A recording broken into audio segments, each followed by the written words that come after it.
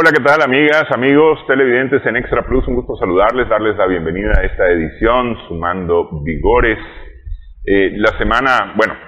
Todavía esta semana han continuado los debates en la Asamblea General de las Naciones Unidas. El tema de la operación especial militar rusa, el conflicto en Ucrania y especialmente el discurso del presidente Vladimir Putin a inicios de la semana pasada, anunciando la movilización parcial de la reserva, ocuparon un lugar especial principalmente entre las naciones occidentales, Estados Unidos, Inglaterra, países de la Unión Europea, pero también algunos otros países se unieron. Por ejemplo, está el caso de Uruguay, que estaba demandando la desocupación inmediata de Ucrania. No sé a cambio de qué, pues, pero también estaba la posición, me parece muy importante, la posición de México, con el grupo de apoyo para establecer negociaciones que lleven a finalizar el conflicto en Ucrania. Negociaciones de las cuales el presidente Vladimir Putin, justamente en su alocución de la semana pasada, decía que efectivamente se había logrado avanzar en estas, pero que Occidente había hincado a Ucrania para que echara pie atrás. Para hablar un poco acerca de esta situación, la situación que se plantea en nuestro planeta a partir de esto, está con nosotros Manuel Espinosa Jarquín, especialista, analista en temas de geopolítica. Muchas gracias, Manuel. Muchas gracias, Néstor, por invitarme. Muchas gracias. Ok, a ver, estamos frente a una de información y de desinformación tremenda con todo lo que está ocurriendo. Porque sí se recibe alguna información, pero recibimos mucha desinformación. Desafortunadamente, Occidente, que es el paladín de la libertad de expresión, prohibió los medios de la otra cara de este conflicto para conocer también la versión de la otra cara. Entonces solamente tenemos una versión, y una versión manipulada, una versión mentirosa sobre lo hecho en Ucrania, ¿no? Si te pones a investigar un poquito, podés encontrar, pero no todo el mundo investiga, la gente se queda con lo que le están dando, ¿no? Claro. Porque se trata supuestamente de medios serios, ¿no? Miramos, por ejemplo, en Gran Bretaña, de Telegram, que un día dice que Putin va ganando la guerra, al día siguiente dice que Putin va en carrera. Al otro día dice que Rusia las tiene todas consigo y que Ucrania está en el camino a la derrota. Al día siguiente dice que Zelensky es un gran estratega militar. Claro. Y entonces y está en una de esas que ya no sabes qué creer. Claro. ¿Verdad? Sí, o sea que como todo el mundo afirma, la primera víctima de la guerra es la verdad.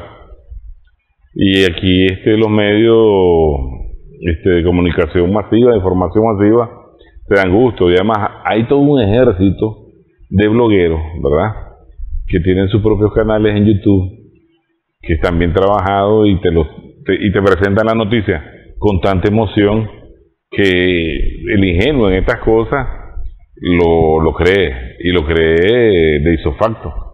Yo miraba, sigo a uno, ¿verdad?, uno de tanto, que afirmaba que Ucrania, prácticamente la contraofensiva de Ucrania había sido tan excelente que el mismo y de vehículos de técnica militar destruida, ni siquiera dijo abandonada, ¿verdad?, como es lo que otros han estado tirando, y una cifra de muertos por la parte rusa exorbitante. Y entonces te metes a buscar aquella fuente seria. Los norteamericanos tienen fuentes muy serias, están haciendo muchos artículos muy serios sobre la realidad de la guerra. Hay muchos analistas estudiosos que están haciendo análisis muy sobrio, y entonces no le están dando la victoria a Ucrania, no porque Putin los haya comprado, ¿verdad? Sino porque es una realidad. O sea, de entrada, quién sabe qué cosa es una potencia militar y las capacidades que pueda tener. Desde ahí ya tener por lo menos el 50% ganado, ¿ya? Entonces, no debe haber por qué esconder el pánico, como dice el programa. Entonces, de repente ese mismo que te metió el miedo, que ya los ucranianos habían llegado ya hasta Bielgorod, por ejemplo, que es territorio ruso, te dice al día siguiente, cayeron en un bolsón de trampa, y entonces ahora la cifra de los muertos ucranianos es mayor y te tira cifras de 30.000, de no sé cuánto, y la pérdida en técnica militar es mayor. Entonces ese pimponeo mediático confunde, y es lógico. Aquí lo más sobrio es que el analista o el entusiasta del análisis tenga una lista de fuentes abiertas de información especializada, que por lo que ellos publican, el nivel de crítica que publican, le podrás creer un tanto. Pues en Telegram ahora hay muchos canales muy buenos que te están informando cómo avanza la operación militar especial rusa, pero nosotros aquí, por ejemplo, tenemos una ventaja. Nosotros en el CRE y a nivel individual, yo tengo muchos amigos que son oficiales en retiro del ejército, graduados en Cuba, en la Unión Soviética, en las escuelas de Estado Mayor, tuvo una experiencia combativa de los 10 años de guerra, ¿verdad? Y ellos en su análisis no andan tan alejados del asunto. Algunos lo que les costará tal vez mencionar la ciudad, en vez de quejar, que eso es lo de menos. Lo importante es la lógica militar que ellos te aplican al análisis, y con una mente fría ellos te dicen qué es lo que está pasando ahí, y te lo explican técnicamente y militarmente muy bien. Entonces, en definitiva, esto no es una operación que Putin se levantó, se rascó la cabeza y dijo, entren, ¿verdad? Y después entonces se asustó porque le están haciendo unas enormes bajas, y entonces eso causa la reacción de los generales que están ahí, y que de repente también los políticos y los empresarios, y de repente todo el mundo los quiere derrocar, que eso es lo que te presentan, ¿verdad? Ahí hay un sinnúmero de juegos militares, de tácticas y estrategias colosales. O sea, la contraofensiva ucraniana no encontró resistencia, y las tropas rusas se retiraron. Entonces un militar te explica por qué se pueden retirar, ¿verdad? Primero, ya es un territorio conquistado. Segundo, acercarte porque es más difícil avanzar, ¿verdad? Más costoso, tenés que entregar más vida, más técnica, que el campo de batalla se torne o vuelva a ser donde ya estuvimos. Entonces, cuando se hablaba de la contraofensiva, no se hablaba de los referéndums, que hoy terminan, ¿verdad?, en la parte del Donbass. Sí. Ya no solo se trata de 2 repúblicas independentistas, sino de 4 zonas. Ya es mayor la cantidad del territorio. A veces el timing político y cómo se va a caldear la decisión, la situación, le permite al otro emprender una acción mucho de mayor envergadura y más estratégica, de alcance estratégico.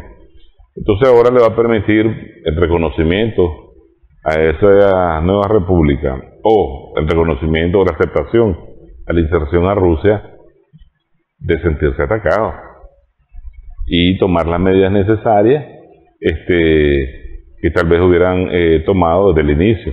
Porque la gente reclama. ¿Por qué la lentitud del avance? ¿Que por qué tanto tiempo del avance? Es cierto, la gente misma se pone el propio tiempo. O sea, no sé quién les dijo que tenían que tomarse todo eso, lo que se tengan que tomar, que por lo menos esta es la parte oriental de Ucrania, donde están los prorrusos, los rusos. No sé quién les dijo que tenía que ser en 3 meses, en 6 meses, en 5 días. Entonces, de ahí otro montón de especulación. Lo que pasa es que, yo te digo, nos hemos hecho la imagen que Rusia es un poderío militar, como Estados Unidos es un poderío militar también. Y entonces vimos a Estados Unidos en Irak, por ejemplo, que prácticamente entró cholo.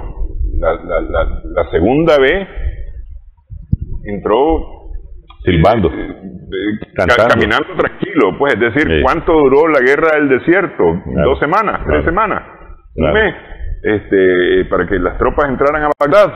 Entonces, yo creo que nos hicimos un tanto, y digo nos hicimos porque, es decir, todo el público nos hicimos a la expectativa que un poderío militar como el ruso iba a someter rápidamente a una nación como Ucrania.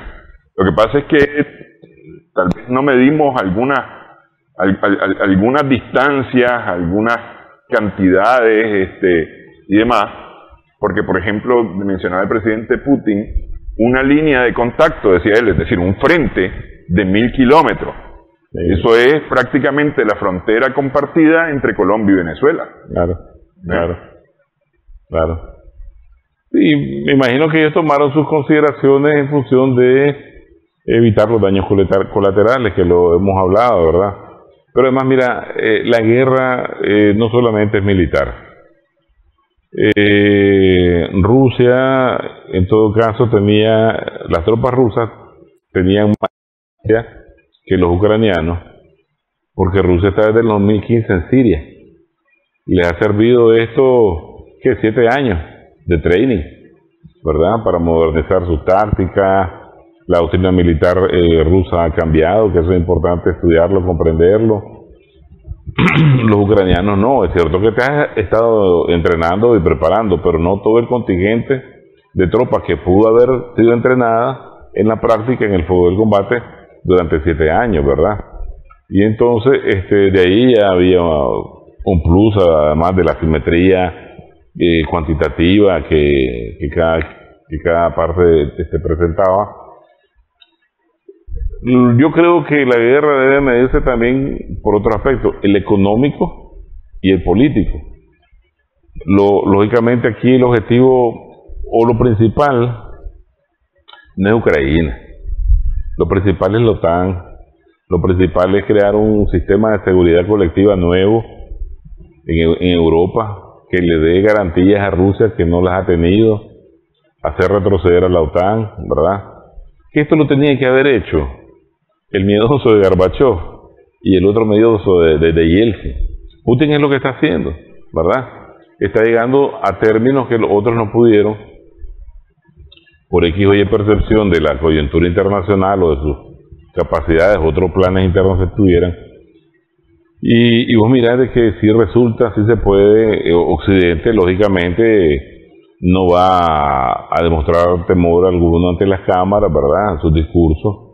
Blinken va a seguir haciendo el papel que tiene que hacer, el secretario de Defensa norteamericano tiene que actuar así, amenazante, ¿verdad? Una especie de advertencia continua de que si hacen esto, si hacen lo otro, van a pagar las consecuencias, etcétera, etcétera. Igual lo dijeron con las sanciones, lógico, las sanciones han golpeado, pero estos han sabido responder, o por lo menos están maniobrando de una manera que los sancionados han sido los europeos y los mismos norteamericanos. Entonces, aquí en esta operación no es lo militar. Yo me atrevo a decir que, y la CIA lo dijo, que en 3 meses ese país estaba tomado, y en la CIA no trabaja secretarias, ¿me entiendes?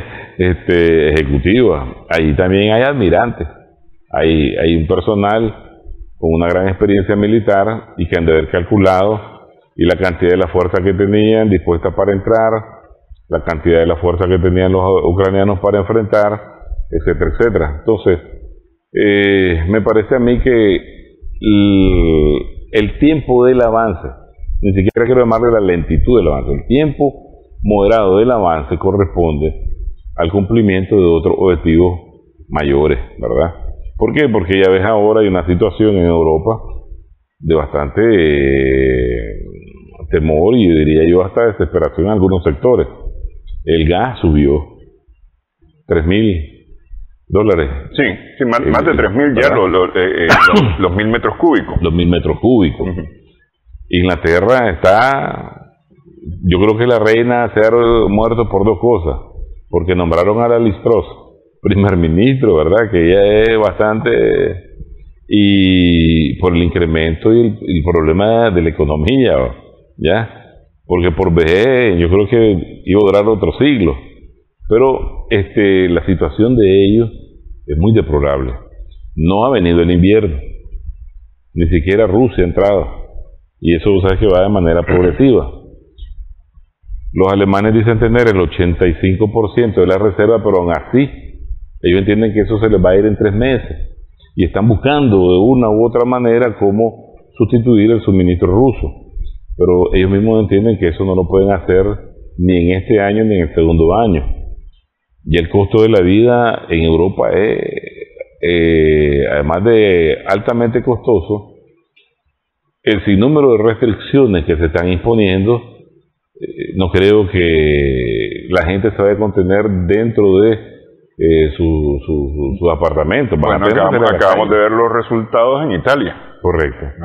El triunfo de la extrema derecha en Italia es parte de esto mismo. Claro. Entonces, esa política de vagón de tren, lo que pasa es que, mira, es otra cosa que no sabemos nosotros de lo que quiere superar esta operación militar. Ok, pero me voy a quedar aquí. Me voy a quedar aquí porque voy a hacer la pausa. Okay. Pero dijiste una cosa importante, cosas que nosotros no sabemos. Realmente nosotros vemos el inicio de la guerra, claro, y entonces Putin se fue a la guerra. Tal vez alguno un poquito más versado dice, lo que pasa es que desde el 2014 empezó esta guerra, cuando el golpe de Estado en Ucrania. Otros dicen, no, empezó en el 91, cuando cae la Unión Soviética y la OTAN empieza a avanzar hacia la frontera rusa, etcétera. Te pregunto, porque es decir, esto es, tal vez sería muy inocente creer que esto es porque sí o por el peso de los acontecimientos. Claro. Estos son un montón de cabezas de uno y del otro lado y de otro y de otro, claro, y de otro lado, de varios lados, que han ideado este juego de ajedrez. Claro. Y te pregunto, ¿están midiendo a Rusia? ¿La OTAN está midiendo a Rusia para ver sus posibilidades? Vamos a hacer la pausa. Claro. Estamos conversando con Manuel Espinosa Jarquín.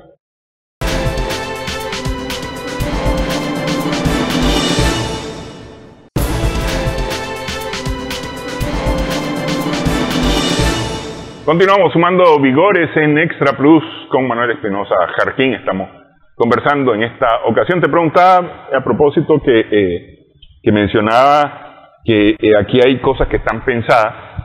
Te preguntaba yo, ¿crees vos que es posible que entre todos estos pensamientos, todos estos sesudos que planifican todos estos hechos, estén midiendo, estén tanteando a Rusia para saber qué tiene, cómo lo tiene, cómo actúa? Sí, la pregunta es muy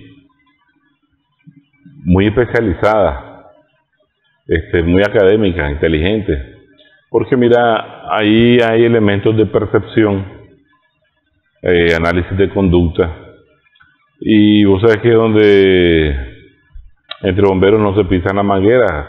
Quien conoce de esto entiende cómo actúa el adversario, pero también muchas veces vos actúas para influir en él X o Y grado de percepción.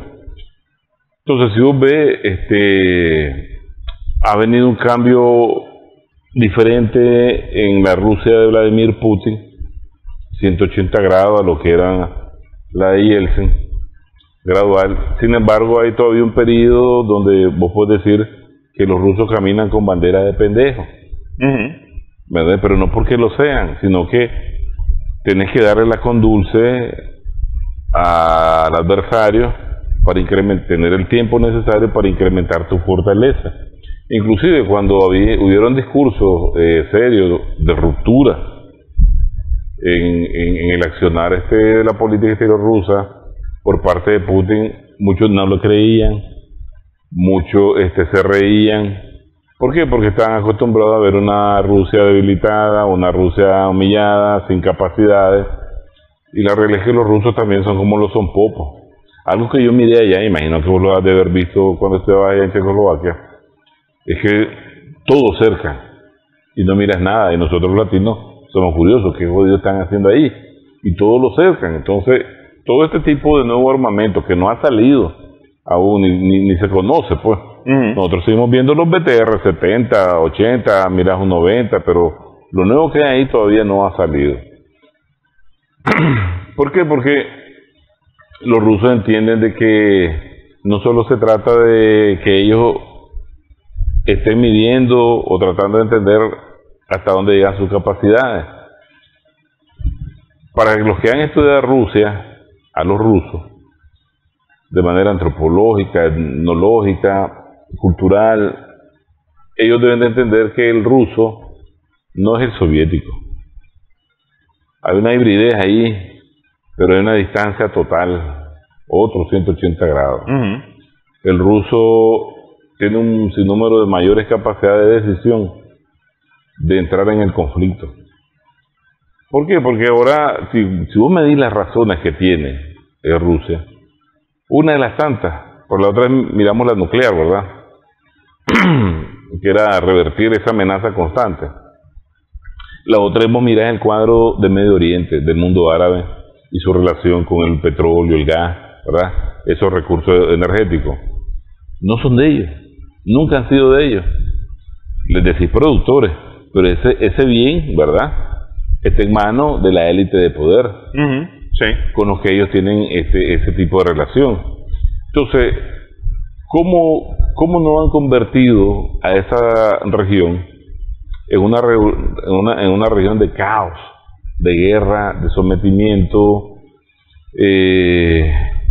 de lucha entre cada uno de ellos, sunita, chiita, ¿verdad?, árabe, judío, turco, árabes musulmanes, turcos, persas, una tierra de nadie, producto, o sea, o con el objetivo de que ese debe ser el caos controlado que ellos puedan tener para permitir estar saqueando, extrayendo, explotando, comercializando ese recurso estratégico. Sí.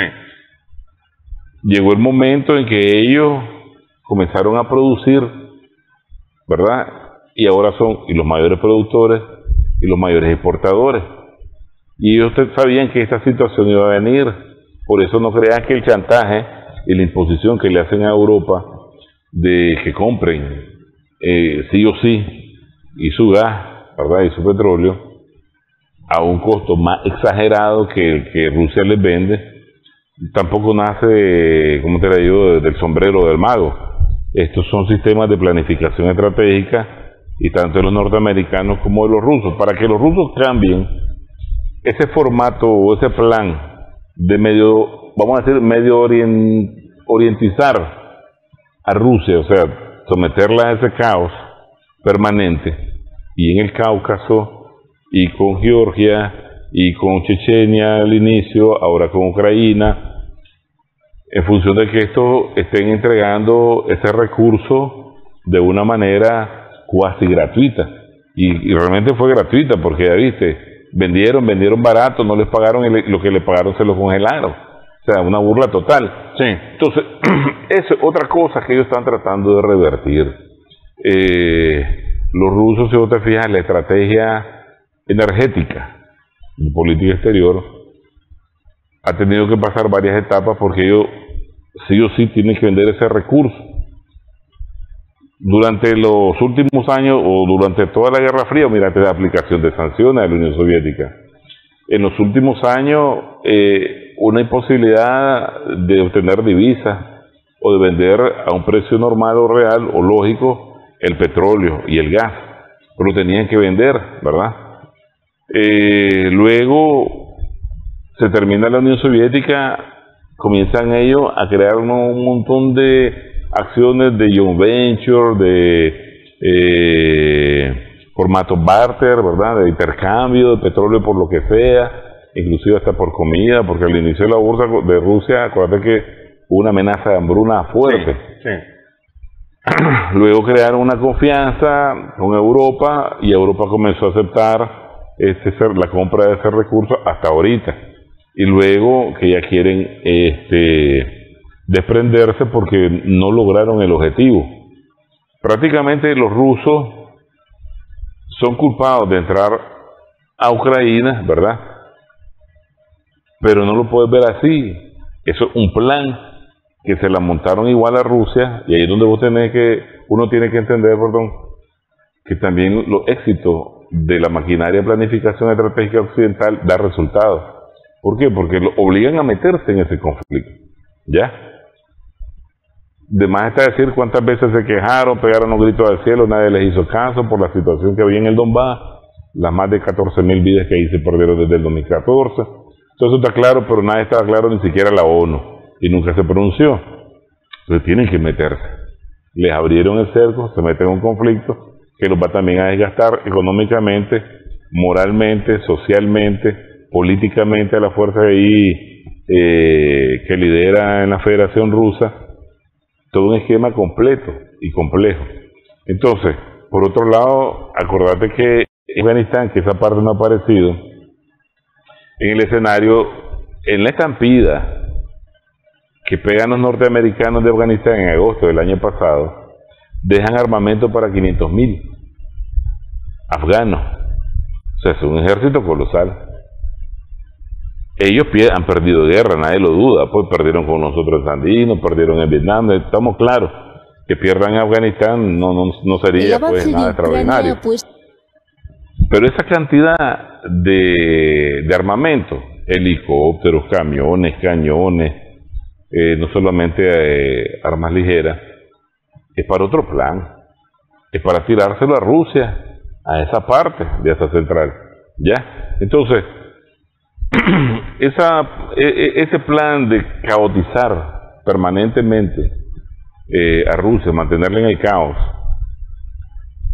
en función de que se desgasten económicamente y estén entregando regalado el petróleo, también se está revirtiendo con esta operación especial militar. Entonces, pensar que solo el problema es, claro, para Occidente, Ucrania sí representa algo importante en función de la transmisión de gas, ¿verdad? Además, ahí hay recursos mineros de minería, podemos decir hasta material raro. Y no digamos ¿ya? Cereales. Y cereales. Entonces, pero sí tiene un objetivo, no solo tanto por su ubicación geográfica cerca de Rusia, como dicen las teorías de la política, no tanto eso. Lo que tienen los ucranianos ahí en materia de gas ocupa un papel relevante. Entonces, muchos de esos esquemas, lo que han hecho por años, que ellos son los que controlan el precio del petróleo, cuándo sube, cuándo baja. Mira que la pandemia, ahora todo el mundo sabe que fue creada, el mago la sacó, ¿verdad?, del sombrero. Entonces eso fue un buen momento para bajar la venta del petróleo y el gas a esos países productores, que pierden por completo. Pues entonces, toda esa historia de poder bajar, controlar los precios de esos recursos energéticos se está revirtiendo, y de ahí un gran momento que es las negociaciones que ha venido construyendo los rusos con la fachada de resolver el problema de Siria, donde Arabia Saudita financia mucho, ¿verdad?, a los Al-Qaeda, a los Al-Nusra, todos esos fundamentalistas islámicos del ISIS. El problema de la verdadera posesión de ese recurso energético. Y mira que de repente Arabia Saudita ha tomado un cierto giro, bastante hacia Rusia, bastante hacia China, ha aceptado comercializar en sus propias monedas, ¿verdad? Un tanto separándose de aquel acuerdo que hicieron en los 70, cuando los norteamericanos lograron crear, y el patrón petróleo de respaldo al oro, el petrodólar, y el intercambio del crudo por seguridad, que eso es sencillo. Vos sos chiita, estos son sunitas, aquel si te agrede yo te voy a defender, ¿verdad? Si no, entonces ahí te dejo para que te coman los opilotes. Ok, mira, se están creando situaciones, porque yo insisto, se están creando situaciones.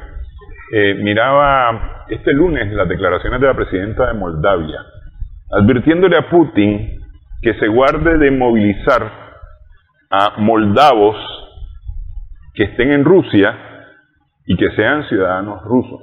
Porque es decir, a ver, aquí hay que poner las cosas en su contexto. Los que se están movilizando son ciudadanos rusos. Sí. El gran problema de estas naciones europeas y de todas las naciones europeas es que vos sos francés, pero tenés raíces vascas de España, ¿ah? O sos flamenco, ¿ah? O sos catalán, pero sos francés, ¿entendés? Y entonces nosotros, Cataluña es España, está en España, ¿no? Entonces, pero ¿cómo va a haber un catalán en Francia? No, pues sí hay. Entonces, eso es lo que ocurre en toda Europa, que la Europa tiene cualquier cantidad de nacionalidades dentro de los mismos países. Claro. ¿Ah? Entonces, efectivamente, en Rusia hay ciudadanos ucranianos, bielorrusos, uzbecos, etcétera. Y hay moldavos, claro. ¿ah? Es decir, de ascendencia moldava, pero son ciudadanos rusos. Y el que cumple servicio es el ciudadano. Entonces la presidenta de Moldavia le está advirtiendo a Putin que no movilice a los moldavos aunque sean ciudadanos rusos. Claro. Y le está advirtiendo a los mismos moldavos en Moldavia que no se les ocurra irse a movilizar a Rusia. ¿Ah? Sí. Ahorita la derrocan. Porque mira, además de que ella es impopular y tiene una política bastante antirrusa, va a pegar a los rumanos, porque ellos son rumanos, la Rumanía, acuérdate que está ya metida de lleno con la OTAN, inclusive es una de las plataformas de posible ataque a Rusia.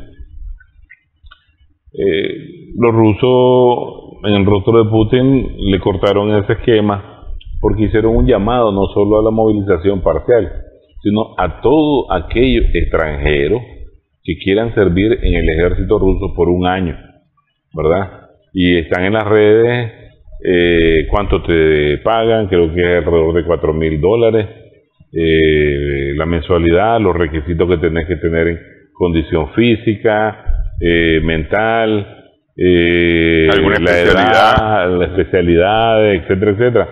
Y no te limitan a las banderas de procedencia, ¿verdad? Simplemente vos aplicás, ahí está en línea la dirección donde tenés que aplicar y después a negociar con ellos cómo llegás, cuándo llegás y dónde te van a ubicar, pues, ya. Entonces, claro, la expresión ahora antirrusa de este cordón fronterizo con Rusia, comenzando por los Bálticos. Ya viste que sí, Suecia continúa, pero ya es menos. Porque también en este tipo de situaciones de conflicto, la mentira en el discurso político es permanente.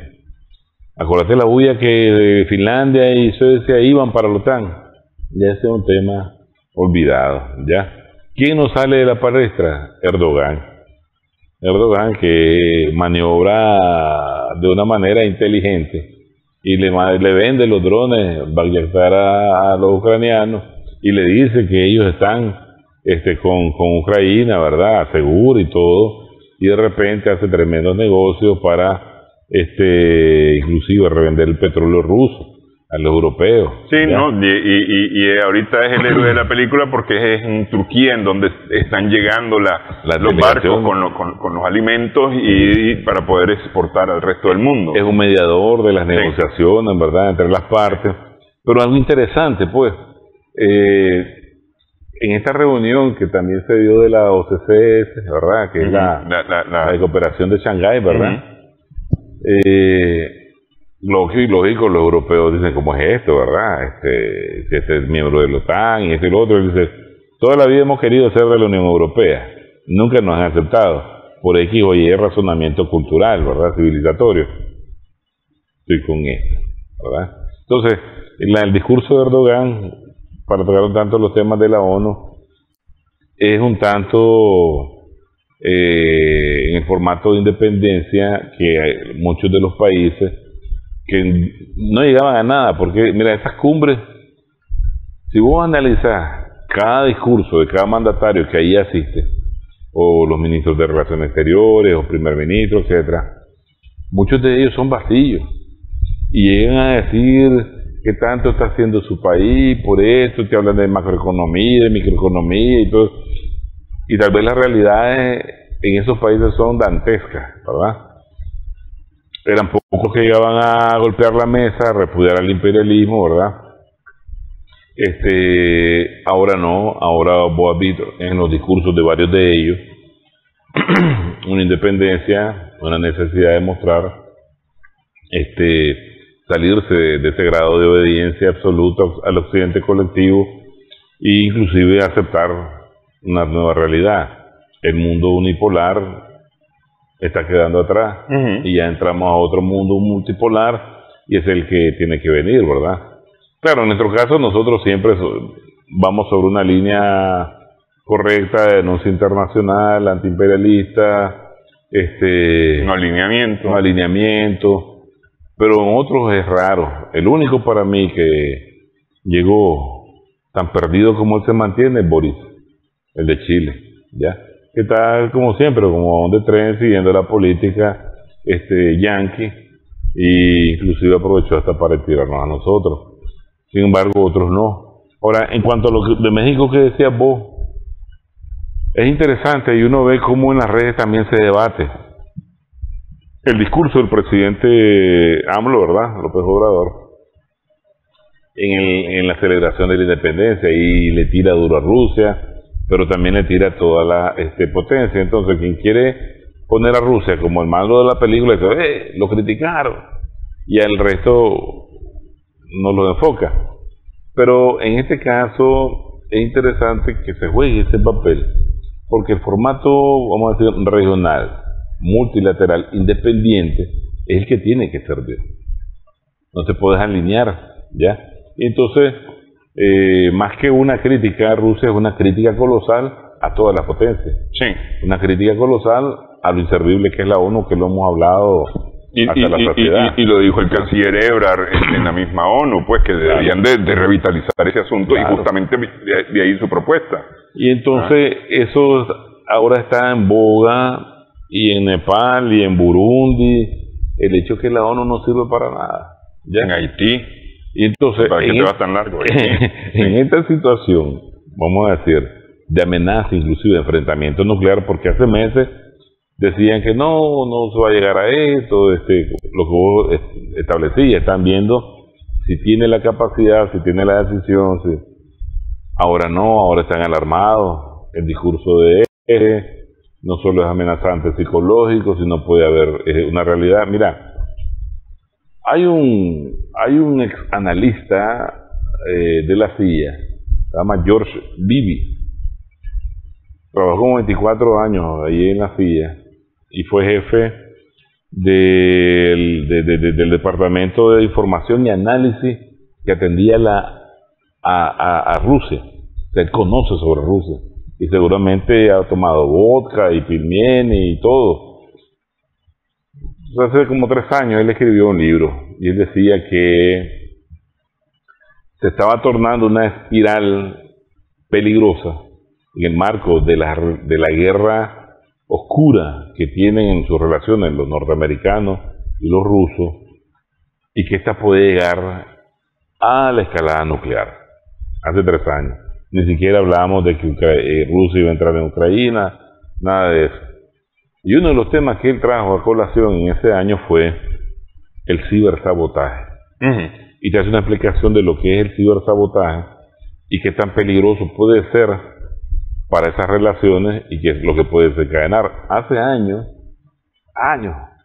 el comandante Fidel Castro en un discurso mencionó una situación muy interesante. Los soviéticos habían comprado X o Y tipo de tecnología occidental y la llevaron a una planta allá en la Siberia. Dejaron que la instalaran, ¿verdad? Y de repente los satélites captaron una explosión del tamaño de casi una bomba atómica, por decirte algo, ¿verdad? O sea, fue algo exagerado que se pudo apreciar desde los satélites. Eso es cibersabotaje. En aquel entonces lo que tenían que hacer es quedarte callado y sobarte. Ahora estás viendo en esta semana que hay acciones de sabotaje en los gasoductos. Sí. por la vía de Dinamarca, los tubos que van ahí submarinos del Nord Stream 1 y el 2, y que ese es uno de los tantos impedimentos también porque no se puede renovar el suministro del gas. Esas cosas son tan peligrosas como controlarte la red eléctrica de un país. Que es lo que le ha pasado a Venezuela. Y si fuera solo eléctrica, ahora imagínate de plantas nucleares. Sí.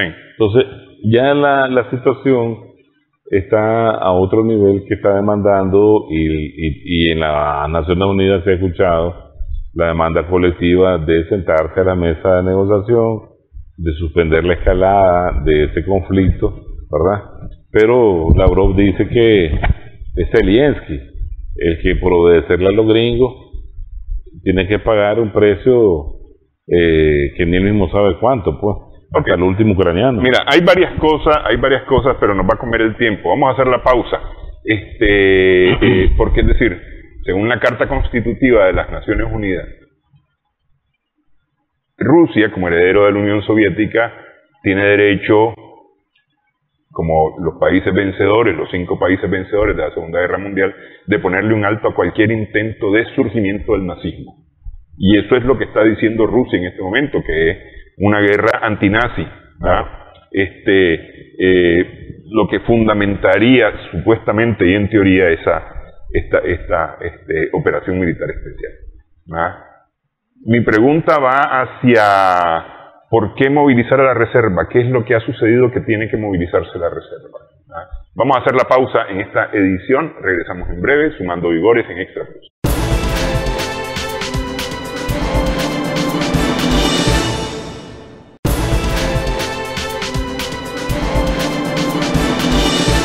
Continuamos sumando vigores en Extra Plus. Estamos conversando con Manuel Espinosa Jarquín. El discurso del presidente Putin, Manuel, tuvo varios elementos. Un elemento es el reconocimiento de todas las tropas que están participando, los voluntarios, los de los países, o más bien los de las repúblicas independentistas ucranianas, las milicias, los voluntarios extranjeros, reconocerlos a todos con el mismo estatus del soldado ruso y darle lo que corresponde tanto en su salario, seguridad social, etcétera, etcétera, etcétera, a todos los combatientes.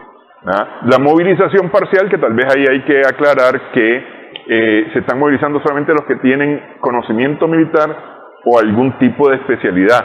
Y eso se está calculando más o menos en unas 300.000 personas. La reserva rusa pasa de varios millones. Es decir, no están movilizando a toda su reserva. Estaba el tema también de la necesidad, decía el presidente Putin, del habituallamiento justamente para las ciudades, pero también para los combatientes, ¿no? Claro. Garantizarle a Rusia todo lo necesario. Y eso decía que es un frente de combate también. Está el tema del reconocimiento a los resultados de los referéndums en las 4 zonas de Ucrania, del oriente de Ucrania, que están, decíamos, están ya a punto de cerrar las urnas, claro, de este referéndum. Y finalmente la advertencia a Occidente: no nos amenacen porque nosotros también tenemos armas. Él no dijo les vamos a tirar una bomba nuclear, digo no nos amenacen, nosotros también tenemos armas y las podemos usar y no vamos a dudar en usarlas. Claro. Sí, acuérdense para dónde sopla el viento, les digo. Sí, yo creo que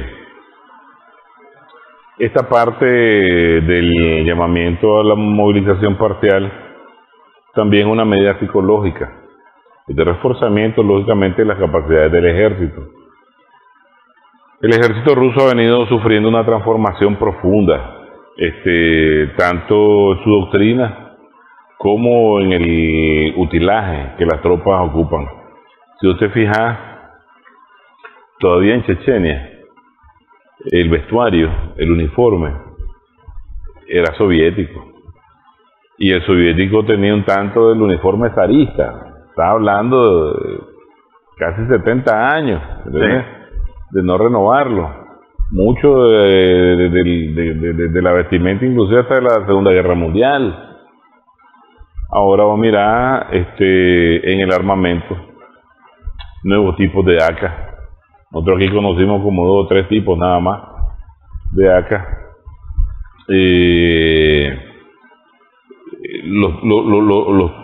¿Cómo te diría yo? Los vehículos que te decía que están siendo renovados, ya ni se diga, pues toda la parte nuclear, que esa ni siquiera pues la han tocado. En guerra, acordate que todos los soldados son importantes, pero lamentablemente cuando pasa la guerra ahí viene el problema, el Estado se olvida, ¿verdad? Y lo hemos vivido nosotros y lo han vivido todos los países. Y eso me lo recordaba el otro día a un amigo que había servido en Afganistán. Entonces, ahorita es un momento en que el ejército está agrandando sus capacidades, lo que entienden y elaboran análisis militar, entienden que esta no es una tropa de combate, ¿verdad? Sino gente con experiencia ya, ¿verdad? Que va incluso a ampliar las capacidades de las especialidades, y que esas tropas de combate todavía Rusia no las ha agotado, tiene el 1% operando, por eso es una operación operando, ¿verdad? En esa zona del Donbass, pero sí se ha hecho sentir, y mediáticamente en el imaginario psicológico global, esa llamada a la movilización se ha hecho sentir. Esa alerta de que no nos amenacen, ¿verdad?, está demostrando que la conducta de Rusia es firme ante otros periodos que existieron. Si sorprendió en el 2008 lo de Abjasia y Osetia del sur, ¿te acordás? Y en 14 la forma rápida sobre cómo lograron recuperar Crimea, porque al final también hay otra cosa. Esos pueblos, esos territorios son originarios rusos. Ahí hay una discusión profunda sobre a quiénes pertenecen esos territorios, ¿verdad? Pero también muy importante lo que destacaba hace unos momentos, el derecho a entrar en guerra si el veneno del monstruo del fascismo, del nazismo, resurge. O sea, ¿cómo no vas a accionar si te aniquilaron a más de 26 millones de tus habitantes? Producto de la última vez que ese formato existió, ¿verdad? Entonces, desde donde vea, la lógica rusa está respaldada y bajo la lógica política e ideológica, bajo la lógica del derecho internacional, porque en la Carta de las Naciones Unidas hay varios artículos que apoyan el uso de la fuerza y sobre manera preventiva, que aquí lo hemos dicho, para respaldar el accionar militar que tiene Rusia ahí. Nosotros en este programa, acuérdate que habíamos establecido escenarios. Dijimos una vez, ¿cuándo se acaba la guerra? Dijimos nosotros, cuando llegue el frío, ¿ya? Hipotéticamente, porque ese es un valor agregado a las capacidades que puedan tener el ejército en cuanto a la defensiva u ofensiva. Y habíamos establecido también cuando Rusia llamara a la movilización masiva. Aún no lo ha hecho, esta apenas es parcial. Sí. Entonces, esos pues son indicadores. Nosotros creamos en el CREI varios indicadores con esos militares que te decía en retiro, de cuándo esto puede llegar a un nivel de límite aceptable para que esto no escale. Y entonces me parece que gradualmente esto se está acercando. Lógicamente mañana va a ser un día amargo para Occidente, con la declaración que de Rusia sobre estas 4 zonas en el oriente ucraniano. Detrás de eso tiene que venir un accionar fuerte, lo hemos venido analizando en las últimas 2 semanas, en cuanto a qué van a hacer. De hecho ya están haciendo con eso de bolsón remanente que dejaron los ucranianos en Kharkov y cantaron victoria en esa contraofensiva, si vos mirás el contragolpe que están dando los rusos, se habla de que en muchas de las localidades hay más de 100 soldados caídos ucranianos por día. Ya, en las localidades, si sumas varias localidades, cuidado, te dice que ahí hay arriba de los 300, 400 ucranianos. Ahí está un general gringo preguntando dónde y cómo se desaparecieron 200.000 soldados ucranianos y por qué no están reportados, cómo va, no están reportados en el frente. Sería interesante, de repente tal vez están embuzonados esperando una mayor acción, pero eso es una hipótesis. Bueno, pero el ministro de Defensa ruso habla de un ejército de 200.000 hombres, de los cuales ya poco más de la mitad estaría de baja por fallecimiento y por heridas, ¿no? Claro, claro. No, y solo la contraofensiva le costó más de 10.000. 10.000 reconocieron los ucranianos. Vos nunca reconoces lo real de tus bajas. A eso habría que sumarle cuanto uno quiera sumarle, pues. Y la verdad es que los heridos fueron inclusive trasladados a varios países de Europa, porque se agotaron. No se daban abasto. No se daban abasto. Entonces, yo creo que las próximas semanas, sin lugar a dudas, a partir de mañana y la próxima semana, el mundo va a ver todavía una situación más dramática en ese conflicto y una mayor decisión de Rusia, porque los rusos no tienen a dónde retroceder, no territorialmente, sino políticamente, porque aceptar lo que han querido revertir, ¿verdad? Y lo que le tenían planeado, pues, que es destrucción y esclavitud. Por eso decía Putin, esto es civilizatorio. Y el respaldo que le está dando el pueblo ruso a la movilización no es tanto como te dicen los medios. Se están tomando los puntos de llamamiento al servicio, no quieren. Sí, había un chiste, no sé si aquí lo dijimos de hace rato.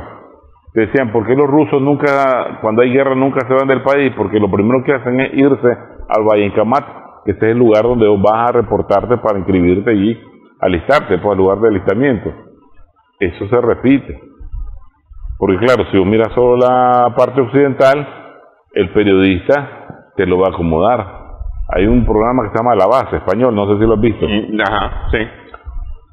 Muy interesante. Un traductor, ¿verdad?, español, entrevista a unos ciudadanos ucranianos y le están diciendo, pues, que en la noche hubo bomba y todo eso. Cuando el español traduce, sí, es que dice el señor de que ahí vinieron los rusos, masacraron a sus niños y se tuvieron que correr a las otras, y lo preguntan a la viejita, y la señora está diciendo otra cosa y dice, no, sí, dice la viejita que ya no soporta, que los rusos vienen aquí, matan.